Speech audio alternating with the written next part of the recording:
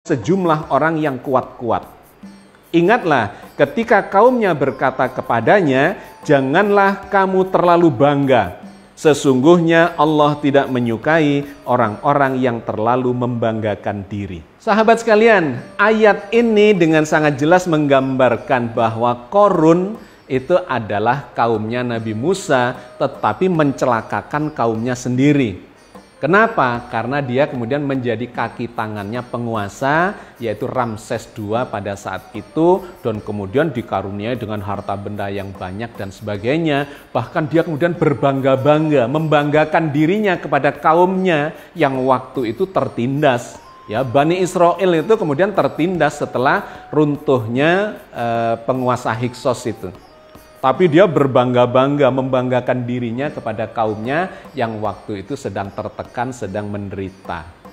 Maka di antara mereka mengatakan, jangan berbangga. Allah itu tidak menyukai orang yang membangga-banggakan dirinya. Ya, itu tercatat atau diabadikan di dalam Al-Quran cerita tentang Qorun itu.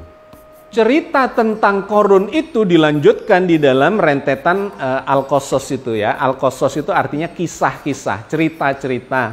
Salah satunya adalah cerita tentang Qorun itu. Dari 76 dilanjutkan 77, 78 sampai kemudian 81. Allah menceritakan bagaimana Allah menenggelamkan Qorun itu bersama harta bendanya ke dalam perut bumi yang ada di Fayum itu. Fakhasafna bihi wa bidarihil ard fama kana lahu min fi'ati yansurunahu min dunillahi wa ma kana minal muntasirin. Maka kami benamkanlah Qorun beserta rumahnya ke dalam bumi. Maka tidak ada baginya suatu golongan pun yang bisa menolongnya terhadap azab Allah. Dan tiadalah dia termasuk orang yang dapat menolong dirinya sendiri. Nah sahabat sekalian, ayat ini menjelaskan kepada kita bahwa Qorun yang berbangga diri, menyombongkan dirinya, bahkan menganiaya kaumnya, ya, kemudian bermuka dua, membantu penguasa yang menindas Bani Israel itu, akhirnya mendapatkan azab dari Allah. Azab itu digambarkan sebagai ditenggelamkan ke dalam bumi. Jadi rupanya Qasr Qorun ya, istana Qorun ya, yang di situ disebut sebagai Qasr Qorun. Qasr itu adalah istana. Itu tenggelam ke sekitar danau itu. Dan memang ketika kita melihat danau itu, ternyata danau ini unik. Uniknya adalah dia ini rendah sekali.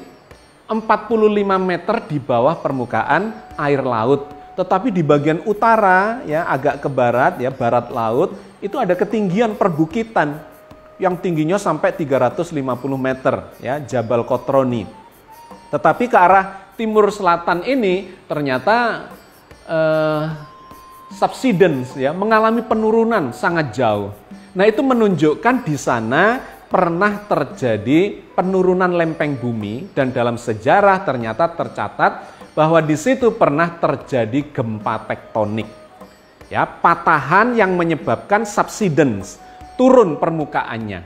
Nah, ketika turun itu maka danau yang dulunya kecil, di situ dulu adanya adalah oasis, sesungguhnya bukan danau yang seluas itu. Oasis dengan telaga yang tidak terlalu besar. Oasis itu adalah sumber mata air di tengah padang pasir. Nah, di situ ada pemukiman dan sebagainya.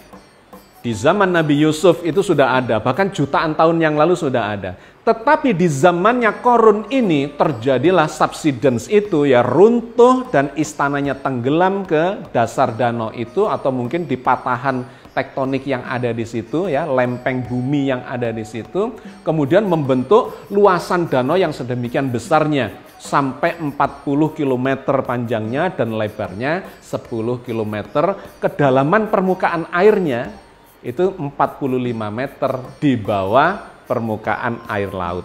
Jadi menunjukkan bahwa daerah itu memang pernah runtuh.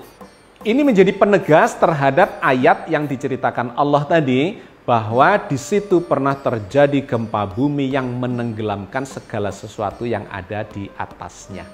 Termasuk adalah istana Qorun dengan segala macam harta benda yang dibangga-banggakannya itu. Oke sahabat sekalian, Saya kira saya cukupkan episode kali ini yang bercerita tentang Qorun ya. Di Fayum itu ternyata selain situsnya Nabi Yusuf, ada situsnya Qorun, desa Qorun, telaga Qorun, istana Qorun yang kemudian ditenggelamkan Allah ke dalam perut bumi dikarenakan kesombongannya dan kezalimannya.